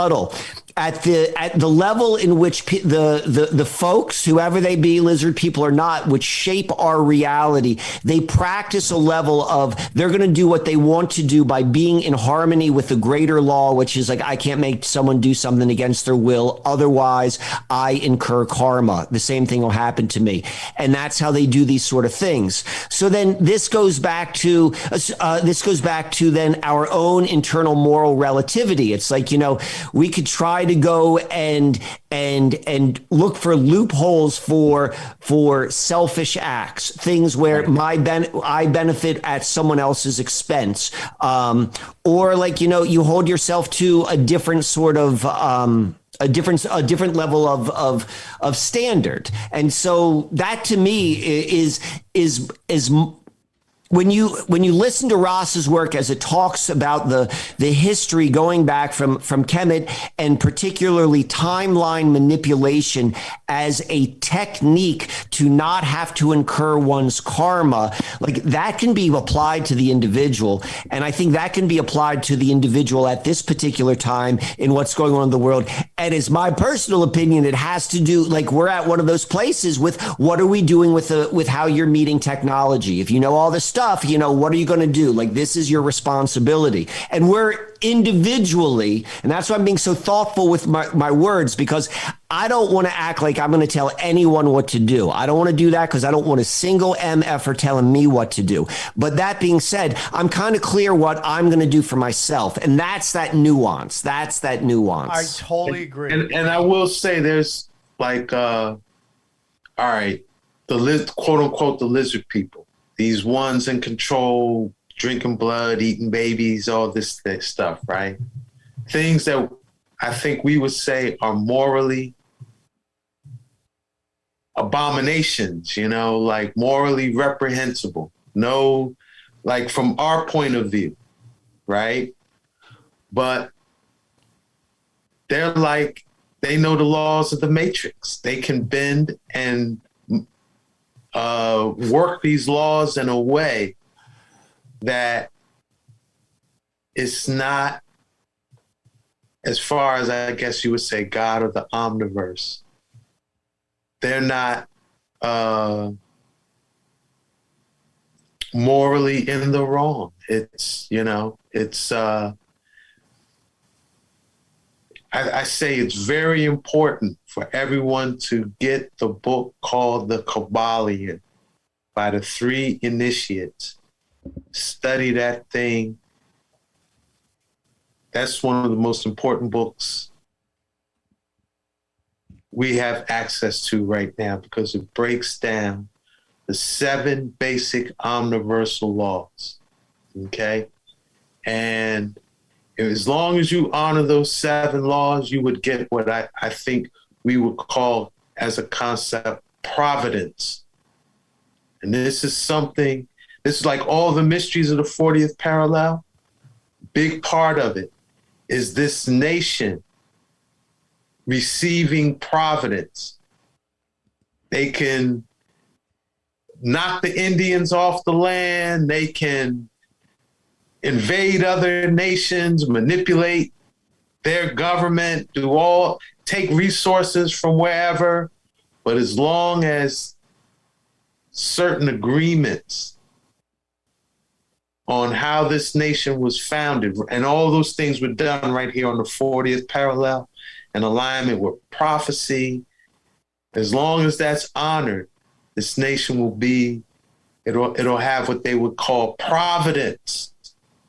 When you study Colorado, where I could say Boulder's big, important spot, right? Colorado's state motto is nothing without providence. And the continuity of governance, the space program, all these things that are centered out of Colorado, it's all really founded on this nation's providence. And this is a way that, you can, and I'm not saying it's right or wrong. You really can't put a value judgment on it. All you can really do is observe it. And through your use of consciousness and free will, disentangle from whatever agreements you may have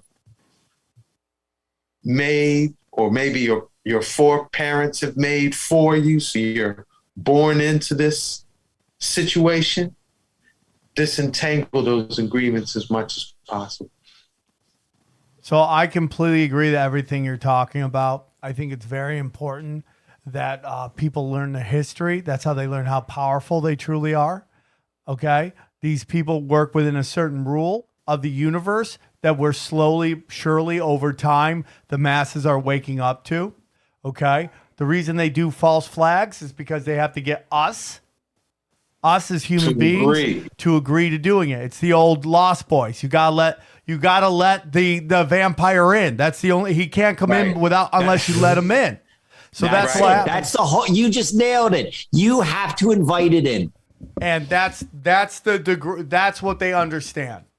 And they've been doing this forever. And now people are starting to wake up that I don't have to allow this to happen. I don't have to agree to this. And I'm going to push it away. And it gets harder and harder and harder and harder to do.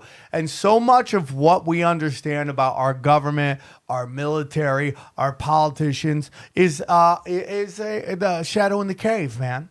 They're like, they scare, oh my God, the military's 1,000 years ahead of us. And they got stuff that they press a button, we're all going to be gay or whatever it is, that this thing that they're going to do to us, yet they never do it. Yet they seem hell bent on like just destroying us. So why don't they just do that? Why don't they just shut down the internet? If they're losing the information war, why don't they just shut it down? Because I don't think they can. I think there's entities of light out there that understand these principles as well, and they are working against that. That's just me. If I ever become a full-on black-pilled guy, this show will be done. I will never do a show where I'm just like, it's the end, enjoy this hour of us telling us how fucked you really are. I'm not going to do it, dude. I believe in hope. I believe in mysticism. The world's ran by sorcerers, and you could be a mystic, man, and you control your energy. I'm talking to family members in my life right now that seem lost. Not that they're bad people. They just were never given any of this information. So I'm trying to sit down and talk to them about how powerful they really are and how they can control their destiny. And things are happening to them. They're happening for them so that they can learn from that and ascend to a higher level. But no one's ever told them that. Everything is just basic, eat, work, die. No, man, it's way more interesting than that. And I totally agree with everything we've talked about on this show today. Everything we've talked about is just completely makes sense. You can decode everything and you can look for the signs. So when it happens in real time, you know what's coming. Like those people are the people that didn't believe in aliens and now do because the government's telling them they're coming for you. And now they're like, oh, you hear about aliens? I'm like, yeah, dude, they're everywhere, right? And I had a buddy of mine, my best friend in the world from high school, man. He's like, I'd smoke weed if it was legal. I'm like, why are you allowing other people to tell you what you can or cannot do? Because there's been so much stuff that's illegal that's good for you and so much bad stuff that was legal. Don't buy crypto. Government tells you don't buy it. Yeah, I mean, we're living in crazy times. Guys, this was an excellent, excellent episode, man. I love talking to both of you. I hope you guys stay on the internet enough that we can enjoy your conversation still. And you don't just go, like, live in a cave somewhere. That'd be sad, and we would lose the power of your voice. But I completely understand. And, yeah, man, I'm a big fan of both you guys. One more time, where can they find this new podcast you're working on? YouTube, I guess. Like, we're not, both me and Ross are the most untechnical folks around. And I think I do. I don't know if Ross does, but I wear that as a badge of honor. And both on either one of our YouTube channels, I think you can find the videos, though the most recent one I haven't uploaded just because I'm slow.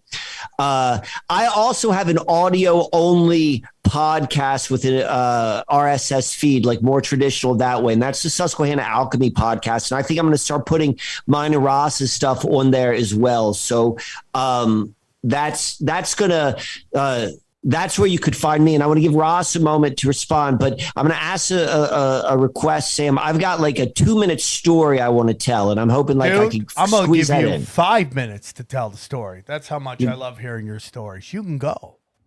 All right. So I want to end out this. This has been a lot of fun, and I was kind of curious, to be quite honest, of how this was going to unfold, because there's so many different energies in this group of people who are talking. So this has been a great deal of fun for me. But what I would like to do for those who are like listening at home is this is the picture. This is kind of like the question, the painting, which I'd like to have in their paint upon in their minds. So part of my experiences being Mike and doing all this sort of stuff and asking these sort of questions is I always come back to basic, what is the nature of reality sort of questions. You can't not go to that level. And that began with me really when I started what I refer to now as uncovering the Susquehanna mystery, like seeing all this sort of stuff. But what was so strange about it was as I began to unfold or discover, reveal, I don't know, whatever word you want to use, all of this new information or put it together in a new way as it relates to the Susquehanna River, the strangest thing about that was the very fact that I've always was that it was pointing to where all of this research was pointing to was literally where I was living at the time. And I just moved there. And I'd been studying magic and conspiracy theory and all sorts of weird stuff for at least 15 years. Like I had a lot of it under my belt. And I was asking myself, I'm like, did I create this? Did I really create this? Like how coincidental is the dude who like knows this stuff like better than like anyone, like the mixture which I am interested in have gone and created that exact same thing. So this is why this idea of like, what is the nature of reality? Am I making this happen? Is something being revealed to me? And I don't have an answer to that, but I hold those questions. So that was just the preface of the story. Here's the story. So a big part of me or the way I like to meet this Susquehanna mystery has to do with geology, like the physical land. And I don't necessarily look at it like a geologist because I'm not quite that, like I don't have that type of mentality, but I learned from them. And part of that has to do with the mineral kingdom, the stones and the crystals. And what I am particularly interested in, and so this goes back to like that question, like, well, what do you look for? Look for something that's unique to your own area. Look for something that happens in your area and nowhere else, and then start there. And so that's true with the Susquehanna. There are two very, very unique mineral deposits which are found upon the Susquehanna River, found nowhere else or in higher concentrations here than anywhere else on Earth. And so one of them is anthracite. And all I'm going to say is it's a type of coal. It's the purest coal, and the highest percentage, like 99% of all of it on Earth, is found like on the Susquehanna. And then the other is a Herkimer diamond. It's a very, very rare type of quartz crystal. Quartz crystals happen everywhere, but only in Herkimer are we finding them with both water clarity and 2 natural points. So I've been talking about them. I've been talking about them for years, and I've been like playing with stories. Like what are these stones? And I tie it into Mormonism and Joseph Smith, because that happened right in between where these 2 deposits are. So I've been talking about all this sort of stuff for years. So about a month ago, I like crystals. I like to carry crystals with me. And there's one crystal I like to carry around with me a lot, and it's a Herkimer diamond. And so what I was talking about, and this was a Herkimer diamond that was given to me. It was like, anytime that you can be given a stone, like that's a little bit different than if you buy it. Like obviously I buy a lot of stones, but given stones are particularly interesting. So I was given this stone by a guy in Herkimer. It's a beautiful stone, carried around with me for many, many years, and it disappears. And I don't really misplace things. And it really kind of rubbed me the wrong sort of way. And it disappeared for like a month. And I talked about it on a lot of the shows. Like, I don't know where it disappeared. I'm trying to go down all of these different paths, like mental paths, the most crazy path or the most basic path. And eventually, and it was in a really, really, really dramatic sort of way, the crystal reappeared. I'm not going to tell you how it's dramatic, because what I'm getting to is about 2 days after that, I'm talking to a friend of mine, completely out, unrelated to anything. And they just casually mentioned to me, they're like, hey, have you heard that they found these new types of Herkimer diamonds? Yeah, they're found right on the Susquehanna River. So I've been talking about these 2 types of stones, the anthracite and Herkimer diamonds, for years. And then my Herkimer disappeared. And then right after that, this new type of stone never seen before. And arguably, I might be one of the, like a very, very small percentage of people on Earth who would really get what this means. And what this new Herkimer diamond is found, they don't even tell you where it was found, is almost like a blending, whereas the actual Herkimer diamond is water clear. This has what you might call a smokier clear. It's dark. It's like a blending of the anthracite and the Herkimer. And it shows up immediately after I've misplaced mine, and it comes back in dramatic fashion. And I have to ask myself a second time. And the reason why I'm telling this story, and the picture I wanted to paint in everyone's reality or in everyone's mind, is that at the end of the day, we really don't know what's happening here. Dude. And I don't know what exactly is making this happen. I don't know if I'm just putting together pieces that don't belong to be put together, or if I am remembering a dream that has already happened, or I am changing a timeline by talking about it. But what I will say, my friends, is if you begin to expand your relationship through awareness alone, creativity, and joy with the world we're living in, it will guaranteedly meet you with beautiful, beautiful stories. So that is the final story. That's the final picture which I wanted to paint in the listeners' minds. Thank you very much for having me here, Sam and company. So I'm going to pass it on to you, Ross, right now. That was my conclusion. That was great. That was a great story. It's kind of interesting, man. Synchromysticism, and I think we've all been experiencing. Happened to me last night. Where we're thinking about somebody, and they reach out, or we're just so many synchromistic experiences. It's that time we're in, and I just want to affirm that. And yeah, my works can be found online, rossben.com. Our episodes from the 40th parallel, we're at episode 12 right now. But we've actually more than 12 episodes, because some we ran, like some of the themes, some of the topics, we might have done 2 episodes on it. So we might call it 10 or 10.5. Part 2. So, but they're on my Rossben 188 YouTube. And yeah, check them out. They're organic and fun. Like I say, we're low tech. They are low tech, but they are fun. I feel like low tech is like a sure sign of like how gritty the information is, right? Like, I mean, dude, I get yelled at all the time because I have my kitchen in my background of half the videos I do. We're working on it. But I just feel like the content's so good, who cares? I mean, like, I really love what I'm doing. Sometimes high tech is too much though. Like when it's too high tech, you're like, what? Who's got money behind this? It's kind of like that person who's overdone at the bar and like everything looks like it should be super hot, but when you actually break it down, you're like, wow, that's not really that attractive. Well, how many podcasts start like that now? Yeah. They start with all the tech and the studio, and it looks slick, and it just sucks and never gets off the ground, and they waste a lot of money. Like remember how Rogan started, dude? Yeah. Like if Alex Shitty Jones though, wasn't bro. Alex Jones, that studio I'd be like, yo, he's bought out. Yeah. Because he's got that studio where it's like NBC style. Well, you know, here's the last thing on synchronicity, and then we'll end the show. Last night, I was doing a live stream on Rockfin, and someone brought, hey, man, when are you going to be on Rogan again? And my answer is always, whenever Rogan asks. And if it never happens, I'm perfectly fine with it because my life is so great. Rogan's done so much for me. If he did anything more for me, it would be too much. So I'm so blessed.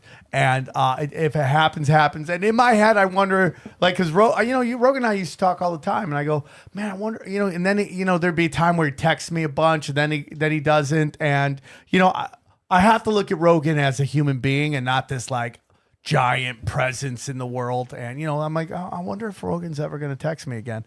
And hand to God, I pick up my phone to see the time, and there is a text from Joe Rogan, and he showed me a story in which Tony Hinchcliffe's talking about the first time he saw me do stripper in a wheelchair. And he goes, hey man, we're just sending you some love, bro. And I'm like, that's some weird shit, bro, because I ain't heard from that dude in a minute. I mean, once in a while he'll text me, but it was like just bam, there it is. Would you consider like a glitch in the Matrix in a weird way? No, I just really do feel like it's like manifesting.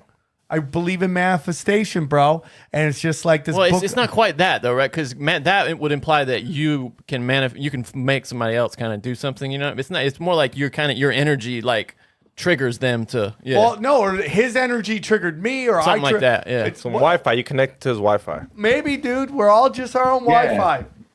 Kabbalion would say the law of resonance. Yeah, resonance. Your thoughts of each other put you on the same frequency. I'm buying that book, yo. I'm buying man, that it's book. important. I just bought it. And a couple other books, because I said, why not? Yeah, we need a library. Let's many books get do you that have now? library going up How in this many bitch. books can I buy? How many books do you have? I have all of them. A lot. Because you've bought, I know, at least a dozen on the show. Yeah, dude. Yeah. All right, guys. I love you guys very much. Great podcast, as always. You guys, I was so excited when I saw you guys were on today because it's just like we're ending the year with nothing but bangers. And you guys are a big part of that. Thank you guys so much. And I'll make sure to include your links in the description below. So if you want to find either of these guys, the links are down there. They've been on the show before, so hopefully you will... you already know where to find them. I love you guys very much. Guys, thank you so much. I hope to see you in San Luis Obispo, Buffalo, Long Beach, and Bakersfield next year. Come get weird, and we will talk to you guys soon. Take care, everybody. Love you. We go deep, homeboy. Aaron, open your mind. Drink from the fountain of knowledge. There's lizard people everywhere. That's some interdimensional shit. Wake up, Aaron. This is only the beginning. Dude, you just blew my mind. Tinfoil hat.